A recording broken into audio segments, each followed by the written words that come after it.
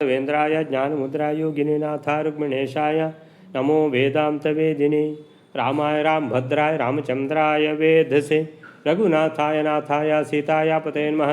मनोजवं मारुततुल्यवेगं जितेन्द्रियं बुद्धिमतां वरिष्ठं वातात्मजं वानरयोत्तमुख्यं श्रीरामदूतं शरणं प्रपद्ये। ओं नारायणं निखिलपूर्णगुणैकदेहं निर्दोषम् आप्यतमम् अपि अखिलैः सुवाक्यैः अस्योद्भवादिदम् अशेषविशेषतोऽपि वन्द्यं सदा प्रियतमं मम सन्नमामि। ओं नारायणं नमस्कृत्य नरं चैव नरोत्तमं देवीं सरस्वतीं व्यासं ततो जयमुदीरयेत्। व्यासाय भवनाशाय श्रीशाय गुणराशि हृद्याय शुद्धविद्याय मध्वाय नमो नमः। तपस्वाध्याय शुश्रूषा कृष्णपूजारतं मुनिं विश्वेशमिष्टदं वन्दे परिव्राट् चक्रवर्तिनम्। ओम ओम अथातो ब्रह्म जिज्ञासा। ओम ಶ್ರೀ ಗುರುಭ್ಯೋ ನಮಃ ಹರಿ ಓಂ. ಹೀಗೆ ಅಲ್ಲಿಂದ ಸಹದೇವ ಆ 22,800 ರಾಜರುಗಳನ್ನು ಬಿಡುಗಡೆ ಮಾಡಿ ಅವರಿಗೆಲ್ಲ ಯಥೋಚಿತ ಸನ್ಮಾನಗಳನ್ನು ಮಾಡಿ ಕೃಷ್ಣನನ್ನು ಮೆಚ್ಚಿಸಿ ಅಲ್ಲಿಂದ ಅವರಿಗೆ ಹೇರಳವಾದ ಆಭರಣಗಳು ರತ್ನಗಳು ಬೇಕಾದ್ದನ್ನೆಲ್ಲ ರಥದಲ್ಲಿ ತುಂಬಿಸಿ ಕಳಿಸಿದ್ದಾನೆ.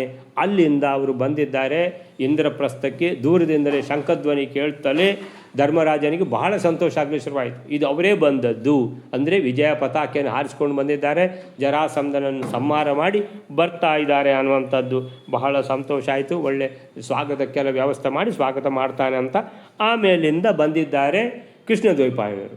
ಅಂದರೆ ಅವರಿಗೆ ಸುದ್ದಿ ಮುಟ್ಟಿದೆ. ಏನು ಸುದ್ದಿ ಮುಟ್ಟಿದೆ? ಅಲ್ಲಿ ಜರಾಸಂಧನ ಸಂಹಾರ ಆಯಿತು ಅಂತ. ಹಾಗಾದರೆ ಇನ್ನು ಯಾವುದು ಈ ರಾಜಸೂಯ ಯಾಗ ಮಾಡಲಿಕ್ಕೆ ಮಧ್ಯದಲ್ಲಿ ಇದ್ದ ಒಂದೇ ಒಂದು ವಿಘ್ನ, ಅದು ಜರಾಸಂಧ. ಸೊ ಆ ವಿಘ್ನ ಯಾವಾಗ ಪರಿಹಾರ ಆಯಿತೋ ಈಗ ಹಾಗಾದರೆ ರಾಜಸೂಯ ಯಾಗವನ್ನು ಮಾಡುವುದೇ. ಸೊ ವ್ಯಾಸ ಮಹರ್ಷಿಗಳು ಬಂದಿದ್ದಾರೆ.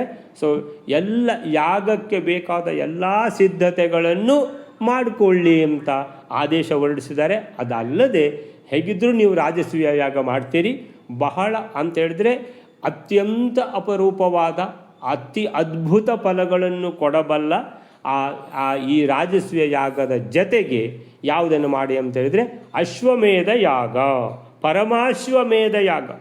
ಯಾವುದು? ರಾಜಸೂಯ ಸಹಿತಂ ಪರಮಾಶ್ವಮೇಧ ಯಜ್ಞಂ, ಅದನ್ನು ಸಮಾಧಿಶತ್, ಇದನ್ನು ಆಜ್ಞೆ ಮಾಡಿದರು. ನೀವು ಇದನ್ನು ಮಾಡಿ. ಯಾಕಂತ ಹೇಳಿದ್ರೆ ಬಹಳ ವಿಶೇಷವಾದ ಯಜ್ಞ. ಬಾಕಿದ್ದವರಿಂದ ರಾಜಸೂಯ ಯಾಗವನ್ನೇ ಮಾಡಲಿಕ್ಕಾಗೋದಿಲ್ಲ. ನೀವು ಹೇಗಿದ್ದು ರಾಜಸೂಯ ಯಾಗವನ್ನು ಮಾಡುವಂತಹ ಅದ್ಭುತವಾದ ಪ್ರಯತ್ನವನ್ನು ಮಾಡಿದ್ದೀರಿ. ಅದಕ್ಕೆ ಬೇಕಾದ ಏನು ವಿಘ್ನ ಇತ್ತು ಅದನ್ನು ನಿವಾರಣೆ ಮಾಡಿ ಬಂದಿರುವಂಥದ್ದು. ಆ ವಿಘ್ನ ನಿವಾರಣೆ ಅನ್ನುವಂಥದ್ದು ಅದು ಸಾಮಾನ್ಯದ ವಿಷಯ ಅಲ್ಲ, ಅಸಾಮಾನ್ಯವಾದ ವಿಷಯ ಅದು. ಸೊ ಯಾವಾಗ ಅದೇ ಆಗಿ ಹೋಯಿತೋ ಇನ್ನು ರಾಜಸೂಯ ಯಾಗಕ್ಕೆ ಯಾವುದೇ ತೊಂದರೆಗಳು ಇಲ್ಲ ಅಂತ ಆದಮೇಲೆ ಅದ್ಭುತವಾದ ರಾಜಸೂಯ ಯಾಗ ಸಹಿತವಾದ ಪರಮಾಶ್ವಮೇಧ ಯಾಗವನ್ನೇ ನೀವು ಮಾಡಬೇಕು. ಅಂದರೆ ಚತುರ್ಮುಖ ಬ್ರಹ್ಮದೇವರನ್ನು ಬಿಟ್ಟು ಈ ಯಾಗವನ್ನು ಇನ್ಯಾರೂ ಮಾಡಲಿಲ್ಲ, ನೀವು ಮಾಡುವಂತಾಗಬೇಕು. ಹೇಗಿದ್ದರೂ ಭೀಮಸೇವನಿಗೆ ಪೂರ್ತಿಯಾಗಿ ಇದರ ಪುಣ್ಯ ಭಾಗವು ಸಿಗುವ ಕಾರಣ ನೀವು ಅದನ್ನೇ ಮಾಡಬೇಕಂತ ಆದೇಶ ಮಾಡಿದ್ದಾರೆ.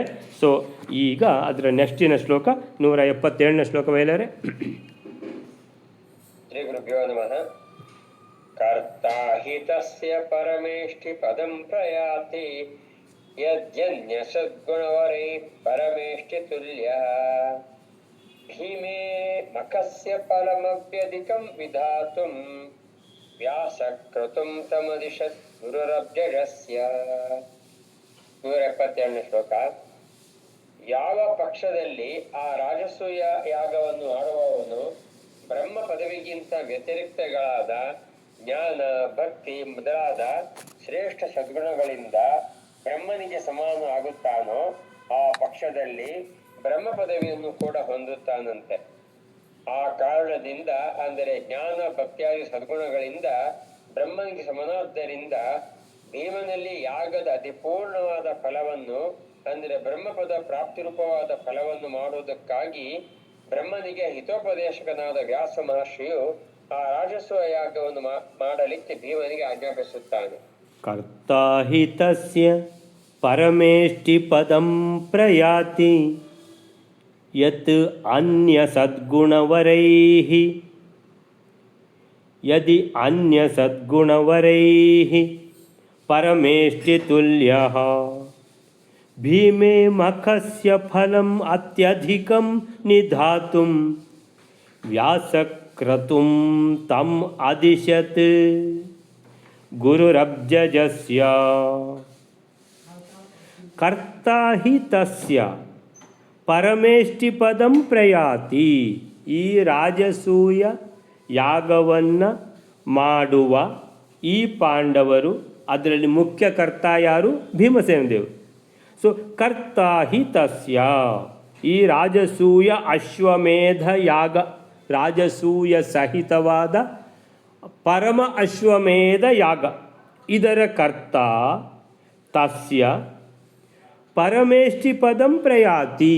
ಭೀಮಸೇನ ದೇವರು ಅಂತ ಹೇಳಿದರೆ ವಾಯುದೇವರ ಅವತಾರ, ವಾಯುದೇವರೇ ಇನ್ನು ಮುಂದೆ ಬ್ರಹ್ಮ ಪದವಿಗೆ ಹೋಗುವಂತಹ ಪರಮೇಷ್ಠಿ ಪದಂ ಪ್ರಯಾತಿ. ಪರಮೇಷ್ಠಿ ಅಂತ ಹೇಳಿದರೆ ಬ್ರಹ್ಮ, ಪರಮೇಷ್ಠಿ. ಸೊ ಪರಮೇಷ್ಠಿ ಪದಂ ಅಂದರೆ ಚತುರ್ಮುಖ ಬ್ರಹ್ಮನ ಪದವಿಗೆ ಹೋಗುವಂಥದ್ದು. ಯತ್ ಯದಿ ಅನ್ಯ ಸದ್ಗುಣವರೈಹಿ, ಜ್ಞಾನ ಭಕ್ತಿಯಾದಿ 10 ಗುಣಗಳಿಂದ ತುಂಬಿರುವಂಥ ಭೀಮಸೇನ.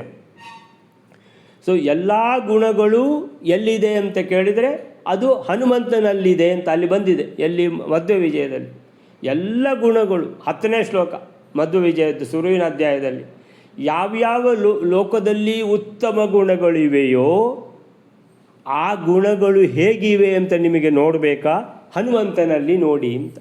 ಸೊ ಆದ್ದರಿಂದ ಅದೇ ಹನುಮಂತನೇ ಈಗ ಭೀಮಸೇನನಾಗಿರುವಂಥದ್ದು, ಆ ಭೀಮಸೇನನೇ ಮುಂದೆ ಮಧ್ವರಾಗುವಂಥದ್ದು.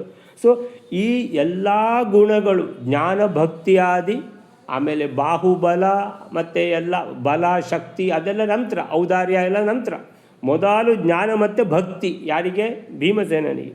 ಸೊ ಜ್ಞಾನ ಮತ್ತು ಭಕ್ತಿಯಾದಿ ಯದಿ ಅನ್ಯ ಸದ್ಗುಣವರೈಹಿ, ಎಲ್ಲ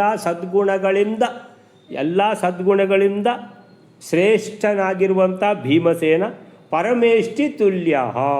ಪರಮೇಷ್ಠಿ ತುಲ್ಯ ಅಂತ ಹೇಳಿದರೆ ಭೀಮ ಯಾವುದು? ಬ್ರಹ್ಮ ಪದವಿಗೆ ಹೋಗುವುದು ಅಲ್ಲದೆ ಆ ಬ್ರಹ್ಮ ಚತುರ್ಮುಖ ಬ್ರಹ್ಮದೇವರಿಗೆ ತುಲ್ಯ ಅಂತ ಹೇಳಿದ್ರೆ ಸಮಾನನಾಗುವುದು ಮಾತ್ರ ಅಲ್ಲದೆ ಇನ್ನೀಗ ಆ ಪದವಿಯಲ್ಲಿ ಅತ್ಯಂತ ಯೋಗ್ಯತಾವಂತ ಆಗಬೇಕು.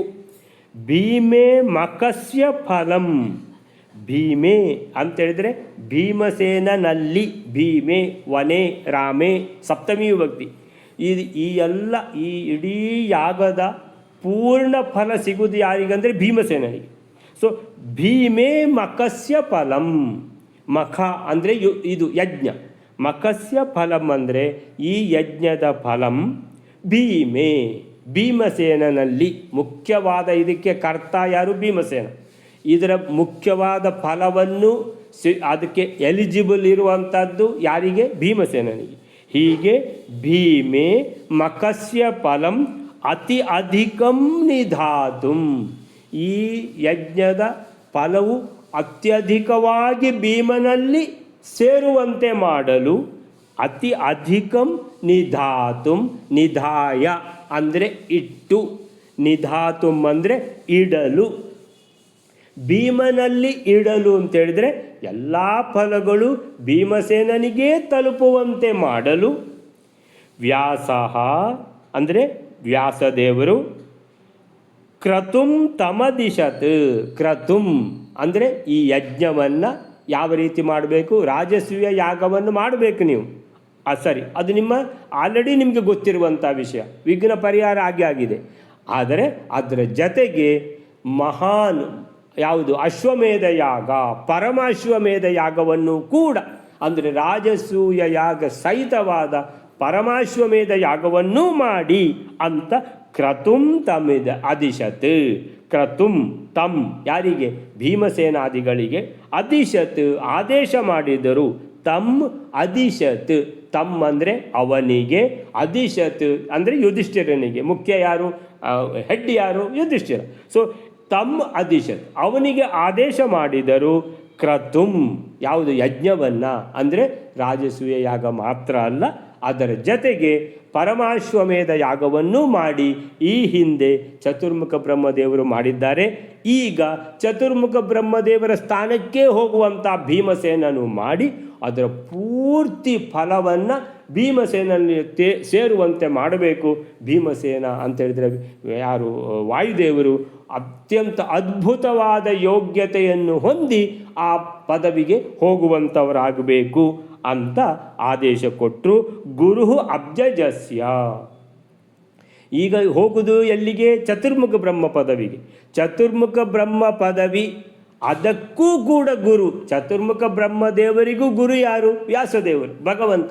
ಸೊ ಭಗವಂತನ ವ್ಯಾಸರೂಪ ಆಗಲಿ, ಶ್ರೀಕೃಷ್ಣನ ರೂಪ ಆಗಲಿ, ಅಥವಾ ಇವರು ಯಾರು ಮೂರನೇದ್ದು ಕ್ಷತ್ರಿಯರನ್ನು ಕೊಂದವರು ಯಾರು? ಪರಶುರಾಮಾಚಾರ್ಯರ ರೂಪ ಆಗಲಿ, ಎಲ್ಲ ರೂಪಗಳು ಭಗವಂತನದ್ದೇ ರೂಪಗಳು. ಸೊ ಭಗವಂತ ಅಂತ ಹೇಳಿದರೆ ಚತುರ್ಮುಖ ಬ್ರಹ್ಮದೇವರಿಗೂ ಗುರು. ಸೊ ಚತುರ್ಮುಖ ಬ್ರಹ್ಮದೇವರು ಗುರು ಅಬ್ಜಜಸ್ಯ.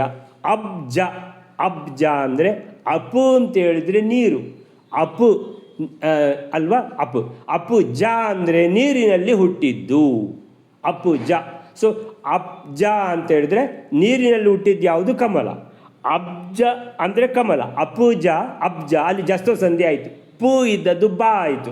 ಸೊ ಅಪುಜ ಇದ್ದದ್ದು ಅಬುಜ ಆಗಿ ಅಬ್ಜ ಅಂತ ಆಯಿತು. ಅಬ್ಜ ಅಂದರೆ ಕಮಲ, ಅಬ್ಜ ಜ, ಕಮಲದಲ್ಲಿ ಹುಟ್ಟಿದ ಚತುರ್ಮುಖ ಬ್ರಹ್ಮದೇವರು. ಅಂದರೆ ಭಗವಂತನ ನಾಭಿಯಿಂದ ಹೊರಟ ಆ ಕಮಲದಿಂದ ಹುಟ್ಟಿದ ಚತುರ್ಮುಖ ಬ್ರಹ್ಮದೇವರಿಗೆ ಹೆಸರು ಅಬ್ಜಜ. ಅಬ್ಜ ಅಂದರೆ ಕಮಲ, ಅಬ್ಜಜ ಅಂದರೆ ಕಮಲೋದ್ಭವ, ಕಮಲ ಸಂಭವ. ಅಂದರೆ ಬ್ರಹ್ಮದೇವರಿಗಿರುವಂಥ ಬೇರೆ ಹೆಸರುಗಳು. ಅಬ್ಜಜ ಅದಕ್ಕೆ ಈಕ್ವಲೆಂಟ್ ಹೆಸರು ಅಂದರೆ ಕಮಲ ಸಂಭವ, ಕಮಲೋದ್ಭವ, ಹೀಗೆ. ಸೊ ಅಬ್ಜಜಸ್ಯ ಗುರು ಅಂದರೆ ಚತುರ್ಮುಖ ಬ್ರಹ್ಮದೇವರಿಗೂ ಗುರು ಯಾರು? ವ್ಯಾಸದೇವರು. ಅವರೇ ಶ್ರೀಕೃಷ್ಣ, ಅವರೇ ಪರಶುರಾಮಾಚಾರ್ಯರು. ಸೊ ಹೀಗಿರುವಾಗ ಭಗವಂತ ಪಾಂಡವರಿಗೆ ಸರಿಯಾದ ಉಪದೇಶವನ್ನೇ ಕೊಟ್ಟದ್ದು ಅಂತೇಳಿದರೆ, ಈ ಉಪದೇಶ ಕೊಡುವಾಗ ಮುಖ್ಯವಾಗಿ ಯಾರನ್ನು ಚಿಂತಿಸಿ, ಯಾರ ಬಗ್ಗೆ ಆಲೋಚನೆ ಮಾಡುತ್ತಾ, ಯಾರ ಬಗ್ಗೆ ಏನು ಎಲ್ಲ ಅನುಗ್ರಹವನ್ನು ಎಲ್ಲಿ ಧಾರೆ ಎರೆಯಬೇಕು ಅಂತ ಹೇಳಿದರೆ ಭೀಮಸೇನ ದೇವರಿಗೆ ಎಲ್ಲ ಅನುಗ್ರಹವನ್ನು ಧಾರೆ ಎರೆಯಬೇಕು. ಯಾಕಂದರೆ ಭೀಮಸೇನ ದೇವರು ವಾಯುದೇವರ ಅವತಾರ. ಆ ವಾಯುದೇವರೇ ಮುಂದೆ ಕೂತ್ಕೊಳ್ಳುವಂಥದ್ದು ಎಲ್ಲಿ? ಚತುರ್ಮುಖ ಬ್ರಹ್ಮದೇವರ ಪದವಿಯಲ್ಲಿ. ಆ ಪದವಿಯಲ್ಲಿ ಕೂತ್ಕೊಳ್ಳುವಾಗ ಅತ್ಯಂತ ಯೋಗ್ಯತೆಯಿಂದ ತುಂಬಿ ಕೂತ್ಕೊಳ್ಬೇಕು ಅನ್ನುವಂಥದ್ದನ್ನು ಗಮನದಲ್ಲಿ ಇಟ್ಟುಕೊಂಡು ಈ ರೀತಿ ಹೇಳಿದ್ದಾರೆ. 177ನೇ ಶ್ಲೋಕಕ್ಕೆ ಏನು ಹೇಳ್ತಾರೆ ಅಂತ ಹೇಳಿದ್ರೆ, ಈ ಮಹಾ ಅಶ್ವಮೇಧ ಪರಮ ಅಶ್ವಮೇಧ ಸಹಿತವಾದ ರಾಜಸೂಯ ಯಾಗವನ್ನು ಮಾಡುವವನು ಉತ್ತಮ ಗುಣಗಳಿಂದ ಬ್ರಹ್ಮನಿಗೆ ಸಮನಾಗಿರುವಂತಹ ಯಾರು? ಈ ಭೀಮಸೇನ ದೇವರು ಬ್ರಹ್ಮ ಪದವಿಯನ್ನು ಹೊಂದುವವರು. ಸೊ ಬ್ರಹ್ಮದೇವರ ಗುರುವಾದ ವೇದವ್ಯಾಸರು ಭೀಮನಲ್ಲಿ, ಈ ಯಾವುದು ಚತುರ್ಮುಖ ಬ್ರಹ್ಮದೇವರ ಪದವಿಗೆ ಅರ್ಹನಾಗಿರುವಂಥ ಭೀಮನಲ್ಲಿ ಎಲ್ಲ ಇದರ ಪುಣ್ಯವು, ಎಲ್ಲ ಪುಣ್ಯ, ಇದರ ಎಲ್ಲ ಯಾವುದು ಫಲ, ಎಲ್ಲ ಅನುಗ್ರಹ, ಭಗವಂತನ ಅನುಗ್ರಹ ಪೂರ್ತಿ ಭೀಮಸೇನಲ್ಲಿ ಇರಿಸಲು, ಸೊ ಅಧಿಕವಾಗಿ ಫಲವನ್ನು ಉಂಟು ಮಾಡಿ ಅದನ್ನು ಭೀಮಸೇನ ದೇವರಲ್ಲಿ ಇರಿಸಲು ಈ ರೀತಿಯ ಯಾಗವನ್ನು ನಡೆಸಲಿಕ್ಕೆ ಆದೇಶಿಸಿದರು ಅನ್ನುವಂಥದ್ದು. ಅಲ್ಲಿಗೆ ಈ 177ನೇ ಶ್ಲೋಕ ಆಯಿತು. ನೆಕ್ಸ್ಟ್ ಶ್ಲೋಕವೆಲ್ಲರೇ, ಸಾಧಾರಣ ಹೇತುರ್ಯ ಕರ್ಮಣೋ ಯಸ್ಯ ಚೇತನಃ ಸ ಏವ ತತ್ಫಲಂ ಪೂರ್ಣಂ ಭುಂಕ್ತೇನ್ಯೋ ಅಲ್ಪಮಿತಿ ಸ್ಥಿತಿಃ. 178ನೇ ಶ್ಲೋಕ. ಯಾವ ಕರ್ಮಕ್ಕೆ ಯಾವ ಜೀವನು ಮುಖ್ಯ ಕಾರಣನೋ ಅವನೇ ಆ ಕರ್ಮದಿಂದ ಜನಿತವಾದ ಮುಖ್ಯ ಫಲವನ್ನು ಉಣ್ಣುತ್ತಾನೆ. ಸಾಧಾರಣ ಕಾರಣನಾದ ಇತರನು ಯೋಗ್ಯತಾನುಸಾರವಾಗಿ ಅಲ್ಪ ಫಲವನ್ನೇ ಉಣ್ಣುತ್ತಾನೆ. ಈ ಪ್ರಕಾರವಾಗಿ ಶಾಸ್ತ್ರ ನಿರ್ಣಯವಿದೆ. ಅಸಾಧಾರಣ ಹೇತು ಯಃ ಕರ್ಮಣೋ ಯಸ್ಯ ಚೇತನಃ ಸ ಏವ ತತ್ಫಲಂ ಪೂರ್ಣಂ ಭುಂಕ್ತೇನ್ಯೋ ಅಲ್ಪಂ ಇತಿ ಸ್ಥಿತಿಃ. ಅಸಾಧಾರಣ ಹೇತು ಯಹ ಕರ್ಮಣಃ ಯಸ್ಯ ಚೇತನಃ ಕರ್ಮಣಃ ಯಾವ ಕರ್ಮಕ್ಕೆ ಯಾವ ಯಾಗಕ್ಕೆ. ಕರ್ಮ ಅಂತ ಹೇಳಿದರೆ ಮೂರೇ: ಯಜ್ಞ, ದಾನ, ತಪ. ಈ ಮೂರು ಕರ್ಮ ಅಂತ ಹೆಸರು. ಯಜ್ಞ ಅಂತ ಹೇಳಿದರೆ ಈಗ ಇಲ್ಲಿ ಮಾಡ್ತಾ ಇರುವಂಥ ರಾಜಸೂಯ ಯಾಗ ಸಹಿತ ಪರಮಾಶ್ವಮೇಧ ಯಾಗ, ಇದು ಯಜ್ಞ.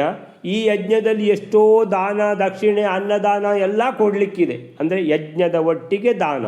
ಸೊ ಯಜ್ಞ ಇಲ್ಲದೇನೂ ದಾನ ಇರ್ತದೆ ಅಂತೇಳಿದರೆ ನಿಮಗೆ ಗೊತ್ತಿದೆ. ಪುರುಷೋತ್ತಮ ಮಾಸದಲ್ಲಿ ಎಲ್ಲಾದರೂ ವಿದ್ಯಾಪೀಠಕ್ಕೆ ಹೋಗಿದ್ದರೆ ಅಥವಾ ಸಾಮಾನ್ಯ ವಿಷ್ಣು ಸನ್ನಿಧಾನ ಎಲ್ಲಿ ಹೋದರೂ ಕೂಡ ಅಲ್ಲಿ ಅಪೂಪ ದಾನ ಅಂತೆ, ಆ ದಾನ ಅಂತೆ, 33 ಪ್ರತಿಮಾ ದಾನ ಅಂತೆ, 33 ವಸ್ತ್ರದಾನ ಅಂತೆ, 33 ಭಜನೆ ಹೇಳುವಂಥ, ಹೀಗೆ ಅಂತೇಳಿದರೆ ಈ ಬೇರೆ ಬೇರೆ ಯಜ್ಞ ಇಲ್ಲದೇನೂ ದಾನಗಳು ನಡೀತವೆ. ಇನ್ನು ತಪ ಅಂತ ಹೇಳಿದರೆ ನಾವು ಮಾಡುವಂಥ ಸಂಧ್ಯಾ ವಂದನೆಯಿಂದ ಹಿಡಿದು ಎಲ್ಲ ಪ್ರತಿಯೊಂದು ಕೂಡ ಪೂಜೆಗಳು, ಆಮೇಲಿಂದ ಭಜನೆ, ಆಮೇಲೆ ಎಲ್ಲವೂ ಕೂಡ ಪ್ರವಚನ ಕೇಳುವಂಥದ್ದು, ಪ್ರವಚನ ಮಾಡುವ, ಇದೆಲ್ಲ ತಪಸ್ಸು ಅಂತ. ಈ ಪ್ರವಚನ ಮಾಡುವಂಥದ್ದು ಒಂದು ತಪಸ್ಸೆ, ಅದು ಆ ಪ್ರವಚನ ಕೇಳುವಂಥದ್ದು ತಪಸ್ಸೆ. ಪ್ರತಿದಿನ ಅಂತೇಳಿದರೆ ನೀವು ಬಿಡದೆ ಎಲ್ಲಿದ್ದರೂ, ನಮ್ಮ ಸುಲೋಚನಕ್ಕೆ ನನಗೆ ಯಾವಾಗಲೂ ನೆನಪು ಬರೋದು, ಮಂಗಳೂರಿನಲ್ಲಿದ್ದರೆ ಮಂಗಳೂರಿನಲ್ಲಿ ಕೇಳ್ತಾರೆ. ಜಯಶ್ರೀ ಕೈಗೆ ಅಲ್ಲಿದ್ದಾರೆ ಸ್ಕಾಟ್ಲ್ಯಾಂಡಲ್ಲಿ, ಅಲ್ಲಿ ಕೇಳ್ತಾ ಇದ್ದಾರೆ. ಸೊ ಇವರು ನಮ್ಮ ನಾಗರತ್ನಕ್ಕೆ ಇದ್ದಾರೆ, ಅವರು ಆಸ್ಟ್ರೇಲಿಯಾಕ್ಕೆ ಹೋದರು, ಅಲ್ಲಿ ಕೇಳ್ತಾರೆ. ವಿಷ್ಣು ಅಣ್ಣ ಅಲ್ಲಿ ಹೋದರು, ಮಗ ಇದ್ದಲ್ಲಿಗೆ ಫಾರೇನಿಗೆ ಹೋದರು, ಅಲ್ಲಿ ಕೇಳ್ತಾ ಇದ್ದರು. ಸೊ ಹೀಗೆ ಎಲ್ಲಿ ಹೋದರೂ ಕೂಡ ನಾವು ಇದನ್ನು ತಪ್ಪದೆ ನಾವು ಏನೆಲ್ಲ ಮಾಡ್ತೇವೋ, ಇದೇ ಮಾತ್ರ ಅಲ್ಲ, ಸಂಧ್ಯಾವಂದನೆ ಮಾಡ್ತೇವೆ, ಎಲ್ಲಿ ಹೋದರೂ ಮಾಡ್ತೇವೆ. ಹೀಗೆ ಒಂದು ನಿಯತ ರೂಪದಲ್ಲಿ ನಾವು ಮಾಡುವಂಥದ್ದು, ಅದಕ್ಕೆ ತಪಸ್ಸು ಅಂತ ಹೆಸರು. ತಪಸ್ಸಂದರೆ ಇನ್ಯಾವುದಲ್ಲ, ಇದೇ ತಪಸ್ಸು. ಕಲಿಯುಗದಲ್ಲಿ ಇದಕ್ಕಿಂತ ದೊಡ್ಡ ತಪಸ್ಸೇ ಇಲ್ಲ. ನಾಮಸ್ಮರಣೆಯೇ ಏನು ಕಾರಣ ಅಂತ ಹೇಳಿದ್ದಾರೆ ಮೋಕ್ಷಕ್ಕೆ. ಸೊ ಇದು ನಾಮಸ್ಮರಣೆಗಿಂತಲೂ ಅಧಿಕವಾದ ಭಗವಂತನ ನಾವು ಈ ನೆನಪು ಮಾಡುವಂಥದ್ದು, ಭಗವಂತನ ನೆನಪಿನಲ್ಲಿ 1 ಗಂಟೆ ಕಳೆಯುವಂಥದ್ದು ಅನ್ನುವಂಥದ್ದು ಅತಿ ದೊಡ್ಡ ತಪಸ್ಸು. ಅದು ಯಾವ ತಪಸ್ಸಿಗೂ ಕಡಿಮೆ ಇಲ್ಲ. ಅಂಥದ್ದು ಯಜ್ಞ, ದಾನ, ತಪ ಈ 3 ಸೇರಿದರೆ ಕರ್ಮ ಅಂತ ಆಗುತ್ತೆ. ಈ ಕರ್ಮಗಳಿಗೆ ಕರ್ಮಣಃ ಯಾವ ಕರ್ಮಗಳಿಗೆ, ಯಸ್ಯ ಚೇತನಃ ಯಾವ ಜೀವಕ್ಕೆ ಸಂಬಂಧಪಟ್ಟು, ಅಂದರೆ ಕರ್ತ ಯಾರು ಅಂತ, ಯಾರು ಮಾಡ್ತಾ ಇರೋದು ಕರ್ಮ, ಅದು ಮುಖ್ಯ ಅಂತ ಹೇಳ್ತಾರೆ. ಸೊ ಕರ್ಮ ಅಂತೇಳಿದರೆ ದಾನ ಮಾಡ್ತಾ ಇದ್ದಾನೆ, ಯಜ್ಞ ಮಾಡ್ತಾ ಇದ್ದಾನೆ, ತಪಸ್ಸು ಮಾಡ್ತಾ ಇದ್ದಾನೆ ಅಂತ ಹೇಳಿದರೆ ಯಾರು ಮಾಡ್ತಾ ಇದ್ದಾರೆ ಅಂತ ಮುಖ್ಯ.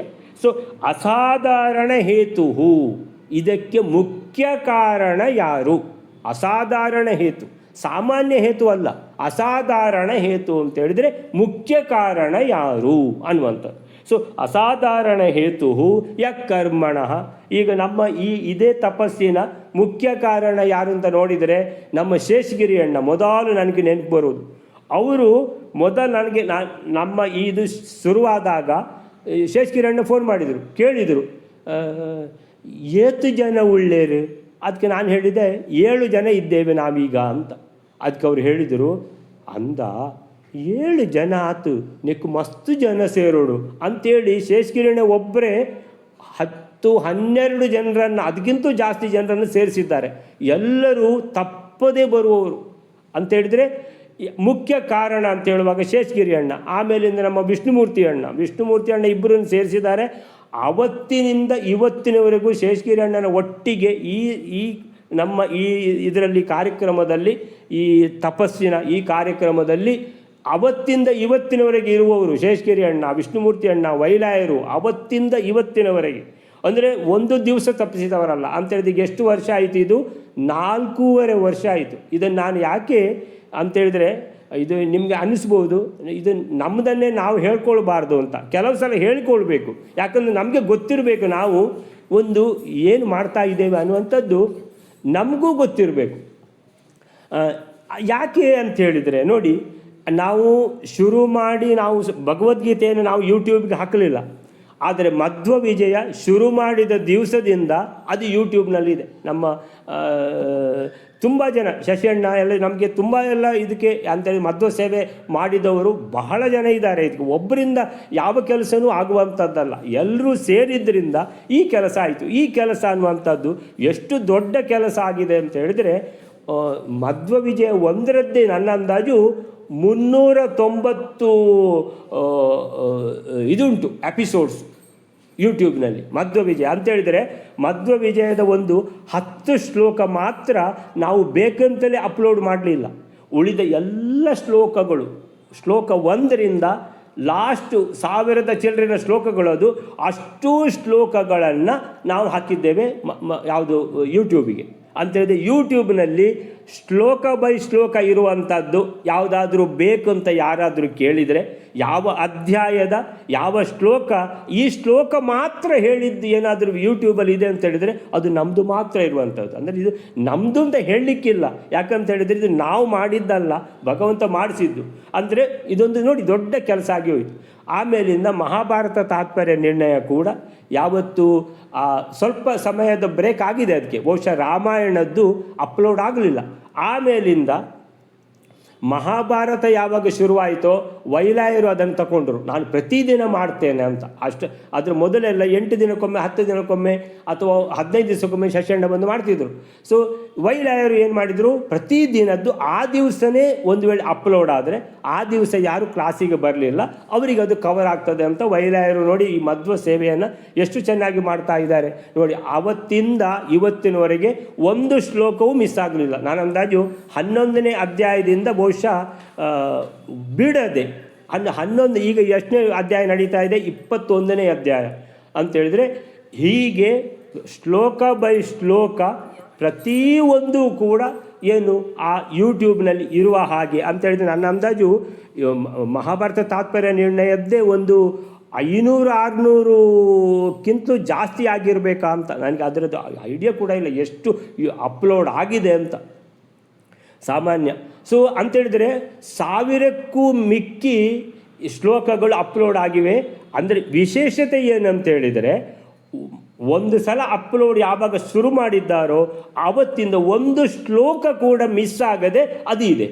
ನಿಮಗೆ ಯಾವ ಅಧ್ಯಾಯ ತಗೊಳ್ಳಿ, 12ನೇ ಅಧ್ಯಾಯ ಬೇಕಾ, 13 ಅಧ್ಯಾಯ ಬೇಕಾ, 14ನೇದು ಬೇಕಾ, 15 ಬೇಕಾ, ಯಾವ ಅಧ್ಯಾಯದಲ್ಲಿ ಯಾವ ಶ್ಲೋಕ ಬೇಕೋ ಅದು ಇದೆ, ಯೂಟ್ಯೂಬ್ನಲ್ಲಿ ಇದೆ. ಈ ಥರ ಇನ್ಯಾರ್ದೂ ಇಲ್ಲ. ನಿರಂತರ ಜ್ಞಾನಸತ್ರ ನಮ್ಮದು ಮಾತ್ರ ಇರುವಂಥದ್ದು.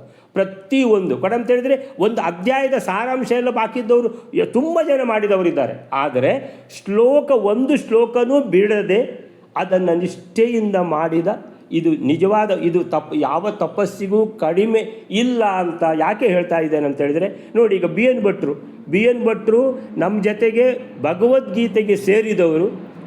ಇವತ್ತಿನವರೆಗೂ ಪ್ರತಿ ದಿವಸ ಅವರು ಅಂತೇಳಿದರೆ ನೆಕ್ಸ್ಟ್ ಭಗವದ್ಗೀತೆ ಮುಗೀತು ಅಂತ ಹೇಳುವಾಗ ನನಗೆ ಫೋನ್ ಮಾಡಿದರು, ನೀವು ನೆಕ್ಸ್ಟ್ ಏನು ಮಾಡೋದು, ನಾನು ಯಾವ ಪುಸ್ತಕ ತಗೊಳ್ಬೇಕು ಅಂತ. ಅವರು ಪುಸ್ತಕ ತಗೊಂಡು ಅವರು ರೆಡಿ ಇದ್ದಾರೆ. ಅಂದರೆ ಈ ರೀತಿ ಇದಕ್ಕೆ ತಪಸ್ಸಿಂತ ಕಡಿಮೆ ಇಲ್ಲ. ಇದು ನಮಗೆ ಕೆಲವು ಸಲ ಅನ್ನಿಸ್ತದೆ ನಾವು ಏನೂ ಮಾಡ್ತಾ ಇಲ್ಲ ಅಂತ. ನಾವು ಭಾಳಷ್ಟು ಮಾಡ್ತಾ ಇದ್ದೇವೆ ಇದು ಅಂತೇಳಿದರೆ, ಇದು ನಾವು ಇದು ಇಂಥ ಭಾಗ್ಯ ಎಷ್ಟೋ ಜನರಿಗೆ ಸಿಗೋದಿಲ್ಲ. ಈಗ ಈ ಗ್ರೂಪ್ನಲ್ಲಿ ಮೊನ್ನೆ ಹೇಳಿದರು ನಮ್ಮ ಇವರು ಯಾರು ಶ್ರೀಧರ ಭಟ್ರು ಹೇಳಿದರು, ಈ ಗ್ರೂಪ್ನಲ್ಲಿ ಎಷ್ಟು ಜನ ಇದ್ದಾರೆ, ಆದರೆ ಬರುವುದು ಮಾತ್ರ 25-30 ಜನ ಯಾಕೆ ಅಂತ. ಇವತ್ತು 34 ಜನ ಬಂದಿದ್ದಾರೆ. ಸೊ ಶ್ರೀಧರ ಭಟ್ರು ಹೇಳಿದ್ದು ಬಹುಶಃ ಗ್ರೂಪಿನವರಿಗೆ ಕೇಳಿದೆ. ಸೊ ಇವತ್ತು 34 ಜನ, ಒಂದು ಸಲ 35 ಜನ 36 ಜನ ಬಂದದ್ದು ಸಹ ಉಂಟು. ಸೊ ಇಷ್ಟೇ ಜನ ಯಾಕೆ ಅಂತೇಳಿದರೆ, ಎಲ್ಲರಿಗೂ ಇದರ ಭಾಗ್ಯ ಸಿಗುವುದಿಲ್ಲ. ಆ ನಿಷ್ಠೆ ಭಾಗ್ಯ ಸಿಕ್ಕಿದವರಿಗೂ ಈಗ ನಾನು ಹೇಳಿದೆ, ಬಿ ಎನ್ ಭಟ್ರು ಪ್ರತಿ ಸಲ ಪುಸ್ತಕ ಇದ್ದೇ ಇರ್ತಾರೆ, ಪುಸ್ತಕದಲ್ಲಿ ಎಲ್ಲ ನೋಟ್ ಮಾಡ್ಕೊಳ್ತಾರೆ. ನಿನ್ನೆ ವೈಲಾಯರು ಇರಲಿಲ್ಲ, ನಿನ್ನೆ ಸುರೋಚನಕ್ಕ ಕೂಡ ಇರಲಿಲ್ಲ, ಬಿ ಎನ್ ಭಟ್ರು ಹೇಳಿದ್ರು ನಾನು ಓದ್ತೇನೆ, ನನ್ನ ಹತ್ರ ರೆಡಿ ಉಂಟು ಅಂತ. ಸೊ ಈ ರೀತಿ ನಿಷ್ಠೆ ಅಂದರೆ ಬರುವುದು ಮಾತ್ರ ಅಲ್ಲ, ನಿಷ್ಠೆಯಿಂದ ನಾವು ಹೇಗಿದ್ದರೂ 1 ಗಂಟೆ ಕಳೀತೇವೆ, ಅದನ್ನು ಬೇಕಾಬಿಟ್ಟು ಕಳೆಯುವುದಲ್ಲ. ಅದನ್ನು ಎಷ್ಟು ನಿಷ್ಠೆಯಿಂದ ಆಗುತ್ತೋ ಆ 1 ಗಂಟೆಯನ್ನು ಪೂರ್ತಿಯಾಗಿ ನೀವು ಭಗವಂತನಿಗೆ ಅರ್ಪಣೆ ಮಾಡಿ ಅನ್ನುವಂಥದ್ದನ್ನು ಇದನ್ನು ಹೇಳುವಾಗ ಕೆಲವು ಸಲ ಏನಾಗ್ಬೋದು ನಿಮಗೆ, ಎಲ್ಲ ಏನು ಹೇಳ್ತಾರೆ ಅಂತ. ಅಂದರೆ ಏನು ಹೇಳ್ತಾರಂತ ನೀವು ನಿಜವಾಗಿ ಯೋಚನೆ ಮಾಡಿದರೆ ಇದು ಬಹಳ ಒಂದು ಇಂಥ ವಿಚಾರ ಹೇಳ್ತಾ ಇದ್ದೀನಿ. ಇದು ನಾನು ಹೇಳ್ತಾ ಇರೋದಲ್ಲ, ಇದು ಮಧ್ವ ಸೇವೆಯ ಅಂಗವಾಗಿ ನಾವೆಲ್ಲ ಸೇರಿ, ನೀವಿರೋದ್ರಿಂದ ನಾನಿರೋದು ಆದ್ದರಿಂದ ನಿಮ್ಮ ಏನು ಸಹಕಾರ ಅನ್ನುವಂಥದ್ದು ನಿಮ್ಮ ನಿಷ್ಠೆಯಿಂದ ನನ್ನ ನಿಷ್ಠೆ ಇರೋದು. ಆದ್ದರಿಂದ ನಾವೆಲ್ಲರೂ ನಮ್ಮ ನಿಷ್ಠೆಯನ್ನು ಇನ್ನೂ ಜಾಸ್ತಿ ಮಾಡಿಕೊಂಡು ಹೇಗೆ ಬ್ರಹ್ಮ ಪದವಿಗೆ ಹೋಗುವಂತಹ ಯಾರು ಭೀಮಸೇನ ಅವರಿಗೆ ಮೊದಲೇ ಬ್ರಹ್ಮ ಪದವಿ ಇದೆ, ಆದರೆ ಈ ಯಾಗವನ್ನು ಮಾಡೋದರಿಂದ ಆ ಬ್ರಹ್ಮ ಪದವಿಗೆ ಹೋಗುವ ಮೂಲಕ ಅಲ್ಲಿ ಬ್ರಹ್ಮ ಪದವಿಗೆ ಹೋಗಿ ಅತ್ಯಂತ ಯೋಗ್ಯತಾವಂತ ಆಗಬೇಕು.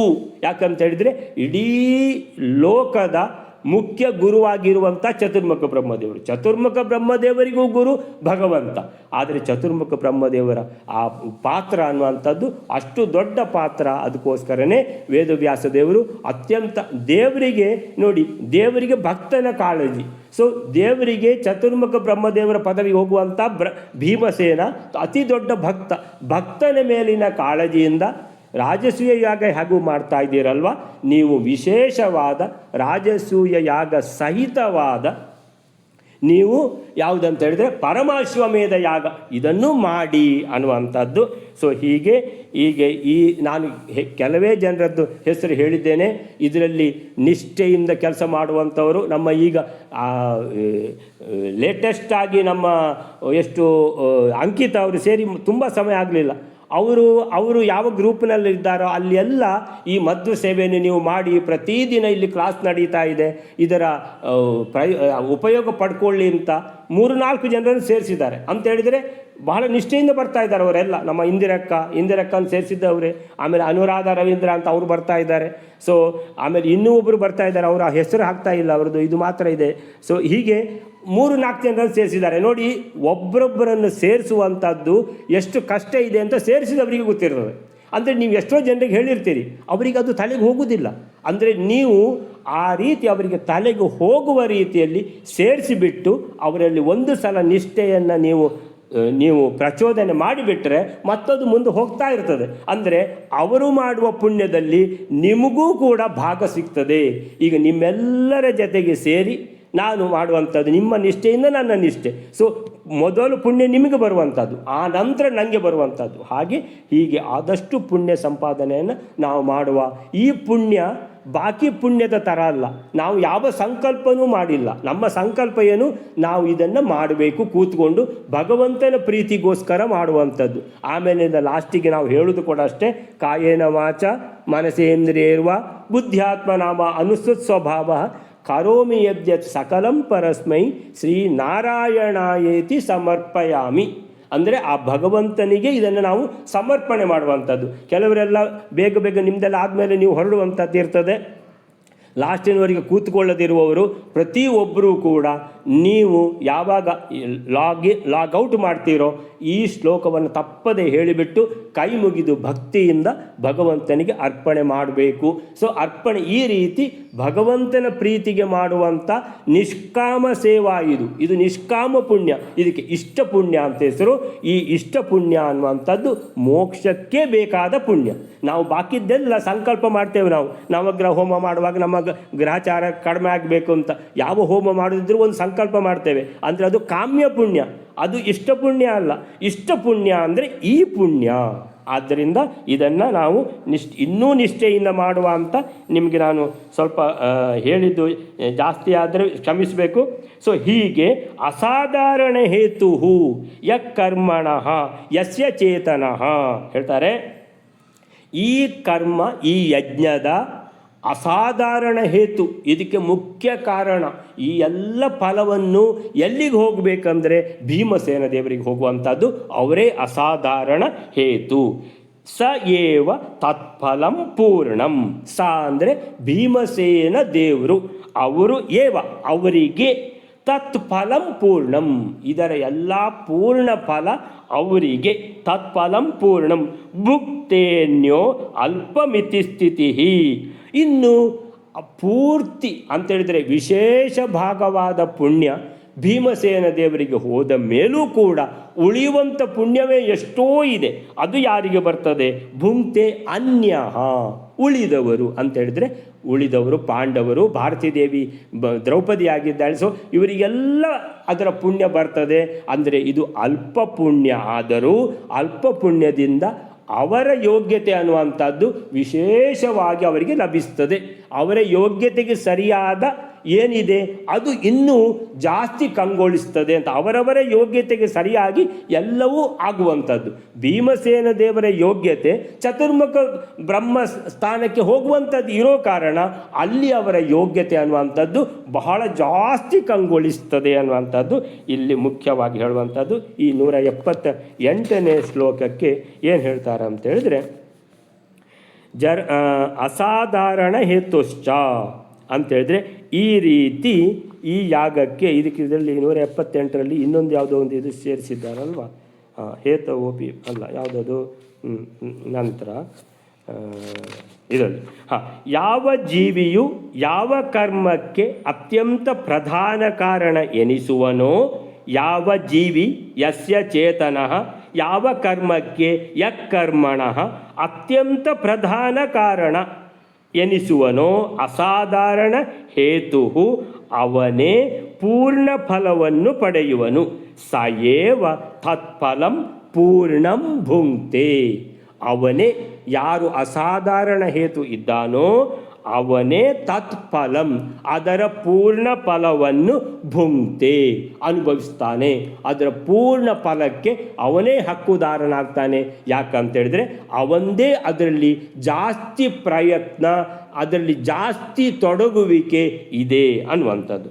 ಸೊ ನಂತರ ಇತರರು ಅನ್ಯ ಅಲ್ಪಮಿತಿ ಸ್ಥಿತಿ ಅಲ್ಪ ಫಲವನ್ನು ಪಡೆಯುತ್ತಾರೆ ಅನ್ನುವಂಥದ್ದು ನಿರ್ಣಯ ಅಂತ ಹೇಳ್ತಾರೆ. ಇನ್ನು ನೆಕ್ಸ್ಟ್ ಶ್ಲೋಕವೆಲ್ಲರೆ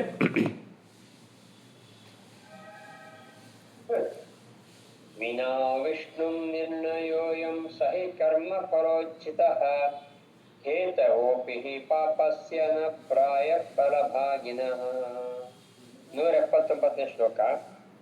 ಇಲ್ಲಿ ಮೇಲೆ ಹೇಳಿದ ನಿರ್ಣಯದ ಬಗ್ಗೆ ಹೇಳುತ್ತಾ, ಸರ್ವ ಕರ್ಮಗಳಿಗೂ ವಿಷ್ಣುವೇ ಮುಖ್ಯ ಕಾರಣನಾದ್ದರಿಂದ ಆ ವಿಷ್ಣುವಿಗೇನೆ ಎಲ್ಲ ಕರ್ಮಗಳ ಫಲ ಹೋಗಬೇಕಲ್ಲ ಅಂತ ಕೇಳಿದ್ರೆ ಇಲ್ಲಿ ಕ್ಲಾರಿಫಿಕೇಶನ್ ಕೊಡ್ತಾ ಇದ್ದಾರೆ. ಇದು ವಿಷ್ಣುವನ್ನು ಹೊರತು ಈ ನಿರ್ಣಯವು ಹೇಳಲ್ಪಟ್ಟಿದೆ. ಯಾಕಂದ್ರೆ ಆ ವಿಷ್ಣು ಪ್ರೇರಕನಾಗಿ ಮುಖ್ಯ ಕರ್ತನಾದರೂ ಕೂಡ ಅವನು ಪೂರ್ಣ ಕಾಮನಾದ್ದರಿಂದ ಪಾಪ ಪುಣ್ಯಗಳ ಫಲದಿಂದ ಅವನು ರಹಿತನಾಗಿದ್ದಾನೆ. ಅಂದರೆ ಸ್ವರ್ಗ ನರಕಾದಿ ಭೋಗಗಳಿಂದ ರಹಿತನಾಗಿದ್ದಾನೆ ಅಂತ ಈ ಶ್ಲೋಕದಲ್ಲಿ ಆಚಾರ್ಯ ಹೇಳ್ತಾ ಇದ್ದಾರೆ.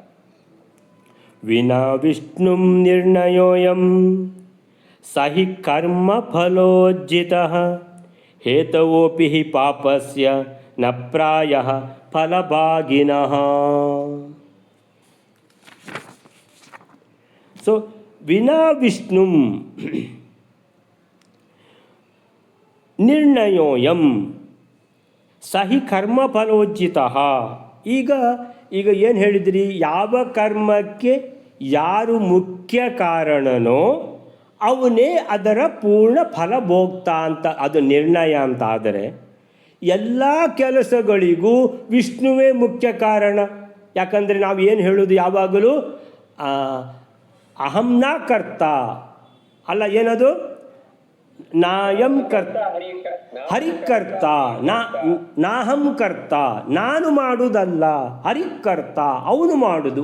ಹಾಗಾದರೆ ಮುಖ್ಯ ಕಾರಣ ಪ್ರತಿಯೊಂದು ಕರ್ಮದ್ದು ಕೂಡ ಹರಿಯೇ ಅಂತಾಯ್ತಲ್ವ, ಭಗವಂತನೇ ಅಂತಾಯ್ತಲ್ವ. ಹಾಗಾದರೆ ಭಗವಂತನೇ ಮುಖ್ಯ ಕಾರಣ ಅಂತಾದರೆ ನಾವು ಮಾಡುವಂಥ ಎಲ್ಲ ಈ ಕಾಮ್ಯ ಪುಣ್ಯ ಇರಲಿ ಇಷ್ಟ ಪುಣ್ಯ ಇರಲಿ ಪ್ರತಿಯೊಂದು ಎಲ್ಲ ಕೂಡಿ ಭಗವಂತನಿಗೆ ಹೋಗ್ತದಲ್ವ. ಹಾಗಾದರೆ ನಮಗೆ ಏನು ಇಲ್ಲಲ್ವಾ ಅಂತ ಕೇಳಿದರೆ ಈ ನಿರ್ಣಯದಲ್ಲಿ ವಿಷ್ಣುವನ್ನು ಬಿಟ್ಟು, ಯಾಕಂದರೆ ಭಗವಂತ ಅಂತ ಹೇಳಿದರೆ ಭಗವಂತ ಇಡೀ ಜಗತ್ತಿಗಿಂತ ಅವನು ವಿಲಕ್ಷಣ, ಅವನು ಬೇರೆಯೇ. ನಾವು ಮಾತಾಡ್ತಿರುವಂಥದ್ದು ಜಗತ್ತಿದ್ದು. ಈ ಜಗತ್ತಿನಲ್ಲಿ ಎಲ್ಲಿಂದ ಶುರುವಾಗ್ತದೆ ಈ ಜಗತ್ತು ಅಂತ ಹೇಳಿದರೆ ಚತುರ್ಮುಖ ಬ್ರಹ್ಮದೇವರಿಂದ ಶುರುವಾಗ್ತದೆ. ಸೊ ಚತುರ್ಮುಖ ಬ್ರಹ್ಮದೇವರು, ಆಮೇಲೆ ನೆಕ್ಸ್ಟ್ ವಾಯುದೇವರು, ಭಾರತೀ ದೇವಿ, ಸರಸ್ವತಿ ದೇವಿ, ಆಮೇಲೆ ರುದ್ರದೇವರು, ಆಮೇಲೆ ಗರುಡ, ಆಮೇಲಿಂದ ಆದಿಶೇಷ ಅವರ ಹೆಂಡತಿಯಂದಿರು, ಇಂದ್ರಾದಿ ದೇವತೆಗಳು ಎಲ್ಲ ಹೀಗೆ ಕೆಳಗೆ ಬಂದು ಋಷಿ ಮುನಿಗಳು, ಆಮೇಲೆ ಗಂಧರ್ವರು ಎಲ್ಲ ಬಂದು ಆಮೇಲೆ ಮನುಷ್ಯ, ಎಲ್ಲ ಪ್ರಾಣಿಗಳು ಎಲ್ಲ ಬಂದು ಲಾಸ್ಟಿಗೆ ವೈರಸ್ ಅಮೀಬಾ ತನಕ ಅಂದರೆ ಅತ್ಯಂತ ಸಣ್ಣ ಜೀವಿ ತನಕ, ಎಲ್ಲಿಂದ ಶುರು ಚತುರ್ಮುಖ ಬ್ರಹ್ಮದೇವರಿಂದ ಒಂದು ಸಣ್ಣ ಜೀವಿ ಅಲ್ಲಿವರೆಗೆ ಎಲ್ಲ ಇದು ಜಗತ್ತು. ಈ ಜಗತ್ತಿನಲ್ಲಿ ನಾವೆಲ್ಲ ಬ್ರಹ್ಮದಿಂದ ಸ್ತಂಭದವರೆಗೆ ಅಂತ. ಹಾಗಾದರೆ ಲಕ್ಷ್ಮೀದೇವಿ ಮತ್ತು ಭಗವಂತ ಅವರು ಬೇರೆ, ಅವರು ನಿತ್ಯ ಅವರು. ಸೊ ಲಕ್ಷ್ಮೀದೇವಿ ಕೂಡ ಭಗವಂತನ ಅತ್ಯಂತ ಸಮೀಪ ಹೋದಾಗ ಲಕ್ಷ್ಮೀದೇವಿಗೆ ಲಯ, ಮತ್ತು ಭಗವಂತ ಮಾತ್ರ ಉಳಿಯುವುದು. ಸೊ ಮತ್ತೆ ಪುನಃ ಲಕ್ಷ್ಮೀದೇವಿ ಬೇಕಿದ್ರೆ ಲಕ್ಷ್ಮೀದೇವಿಯನ್ನು ಮತ್ತೆ ಪ್ರಚೋದನೆ ಕೊಡುವಂಥದ್ದು ಯಾರು? ಭಗವಂತನೇ. ಪುನಃ ಲಕ್ಷ್ಮೀದೇವಿ ಹುಟ್ಟಿದ್ಲು ಅಂತ. ಸೊ ಹಾಗಾದರೆ ಲಕ್ಷ್ಮೀದೇವಿ ಕೂಡ ಭಗವಂತನ ಅಧೀನ. ಹಾಗಾದರೆ ಸ್ವತಂತ್ರ ಅಂತಿರುವುದು ಒಬ್ಬನೇ, ಯಾರದು? ಭಗವಂತ. ಉಳಿದವರೆಲ್ಲ ಪರತಂತ್ರರು. ಸೊ ಚತುರ್ಮುಖ ಬ್ರಹ್ಮದೇವರಿಂದ ಹಿಡಿದು ಕೆಳಗೆ ಅಮೀಬಾದವರೆಗೆ ನಾವೆಲ್ಲ ಪರತಂತ್ರ ಜೀವಿಗಳು. ಸೊ ನಮ್ಮ ಬಗ್ಗೆ ಹೇಳ್ತಾ ಇದ್ದಾರೆ, ಸ್ವತಂತ್ರನಾದ ಭಗವಂತನ ಬಗ್ಗೆ ಹೇಳೋದು ಅಲ್ಲ. ವಿನಾ ವಿಷ್ಣು ಈ ನಿರ್ಣಯ ಅಯಂ, ಈ ನಿರ್ಣಯ ಏನಿದು? ಯಾವ ಕೆಲಸ ಮಾಡುವಾಗಲೂ ಮುಖ್ಯ ಕರ್ತ ಯಾರು? ಅವರಿಗೆ ಅದರ ಪುಣ್ಯದ ಹೆಚ್ಚಿನ ಭಾಗ ಹೋಗುವಂಥದ್ದು ಅನ್ನುವಂಥದ್ದು ಏನಿದೆ. ಅಯಂ ನಿರ್ಣಯೋಯಂ ವಿನಾ ವಿಷ್ಣು. ಭಗವಂತನಿಗಿದು ಅಲ್ಲ ಹೇಳಿದ್ದು. ಯಾಕಂತ ಹೇಳಿದರೆ ಭಗವಂತ ಅಂದರೆ ಒಬ್ಬ ಸ್ವತಂತ್ರ. ಭಗವಂತನಿಗೆ ಯಾವುದಾದ್ರೂ ಪುಣ್ಯ ಬೇಕಾ? ಬೇಡ. ಆಪ್ತಕಾಮ ಲಕ್ಷ್ಮೀದೇವಿಯೇ ಬೇಡಂತೆ. ಯಾಕಂದರೆ ಲಕ್ಷ್ಮೀದೇವಿಯಿಂದ ಏನು ಸುಖ ಸಿಗಲಿಕ್ಕಿದೆ ಭಗವಂತನಿಗೆ? ಎಲ್ಲ ಸುಖವು ಅವನತ್ರವೇ ಇರುವುದು ಕಾರಣ ಲಕ್ಷ್ಮೀದೇವಿಯೂ ಬೇಕಾಗಿಲ್ಲ. ಲಕ್ಷ್ಮೀದೇವಿಯನ್ನು ಆಲಂಗಿಸಿಕೊಳ್ಳುವುದು ಲಕ್ಷ್ಮೀದೇವಿಯ ಸುಖಕ್ಕೋಸ್ಕರ ವಿನಃ ಭಗವಂತನ ಸುಖಕ್ಕೆ ಅಲ್ಲ ಅಂತೇಳಿ. ಆದ್ದರಿಂದ ಅವನು ಆಪ್ತಕಾಮ, ಅವನು ಪೂರ್ಣ ಕಾಮ. ಭಗವಂತನ ಹತ್ರ ಎಲ್ಲವೂ ಇದೆ. ಪೂರ್ಣ ಜ್ಞಾನ, ಪೂರ್ಣ ಆನಂದ, ಅಂದರೆ ಆನಂದ ಅಂದರೆ ಸುಖ, ಎಲ್ಲ ಪೂರ್ಣ ಸುಖ ಭಗವಂತನ ಹತ್ರ ಇರುವ ಕಾರಣ ಅವನಿಗೆ ಯಾವ ಸುಖವೂ ಇನ್ನೂ ಬೇಡ. ಸೊ ಸಹಿ ಕರ್ಮ ಫಲೋಜ್ಜಿತ. ಆದ್ದರಿಂದ ಅವನು ಆಪ್ತಕಾಮನಾದ್ದರಿಂದ ಅವನಿಗೆ ಯಾವುದೂ ಬೇಡ. ಸಹಿ ಕರ್ಮ ಫಲೋಜ್ಜಿತ, ಕರ್ಮ ಫಲಗಳು ಅವನಿಗೆ ಬೇಕಾಗಿಲ್ಲ. ಆದ್ದರಿಂದ ಅವನು ಹಿ ಖಂಡಿತ ಕರ್ಮ ಫಲೋಜ್ಜಿತ, ಯಾವ ಕರ್ಮ ಫಲದ ಅವಶ್ಯಕತೆ ಇಲ್ಲ. ಯಾಕಂದರೆ ಎಲ್ಲ ಅವನತ್ರನೇ ಇರುವುದು, ಅವನು ನಮಗೆ ಕೊಡ್ತಾನಷ್ಟೇ ವಿನಃ ಭಗವಂತನಿಗೆ ಯಾವುದೂ ಬೇಕಾಗಿಲ್ಲ. ಆಪ್ತಕಾಮ. ಸೊ ಹೀಗೆ ಹೇತವೋಪಿ ಹಿ ಪಾಪಸ್ಯ ನ ಪ್ರಾಯಃ ಫಲಭಾಗಿನಃ ದೇವಾಃ ಪುಣ್ಯಸ್ಯ ದೈತ್ಯಾಶ್ಚ ಮಾನುಷಾತ್ ತದ್ ವಿಭಾಗಿನಃ ಅಂತ ಹೇಳಿದ್ರೆ ಇನ್ನು ಮುಂದಿದ್ದು ಅದು ನಂತರ ನೆಕ್ಸ್ಟ್ ಶ್ಲೋಕದ ಒಟ್ಟಿಗೆ ನೋಡುವ. ಇವತ್ತು ನಾವು ವಿನಾ ವಿಷ್ಣು ನಿರ್ಣಯೋಯಂ ಸಹಿ ಕರ್ಮ ಫಲೋಜ್ಜಿತ ಅಷ್ಟಕ್ಕೆ ಬೇಕಾದರೆ ನಿಲ್ಲಿಸಿಬಿಡ್ಬೋದು. ಅಂತೇಳಿದರೆ ಭಗವಂತನಿಗೆ ಯಾವ ಕರ್ಮ ಫಲವೂ ಬೇಕಾಗಿಲ್ಲ. ಇನ್ನು ನೆಕ್ಸ್ಟ್ ಏನು ಹೇಳ್ತಾರೆ?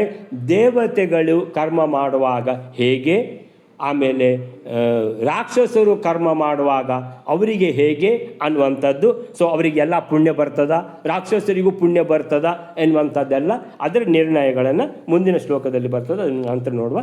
ಇವತ್ತಿನ ಇಲ್ಲಿಗೆ ನಿಲ್ಲಿಸ್ಕೊಳ್ಳೋಣ. ಶ್ರೀಕೃಷ್ಣ ಅರ್ಪಣ ಮಸ್ತು.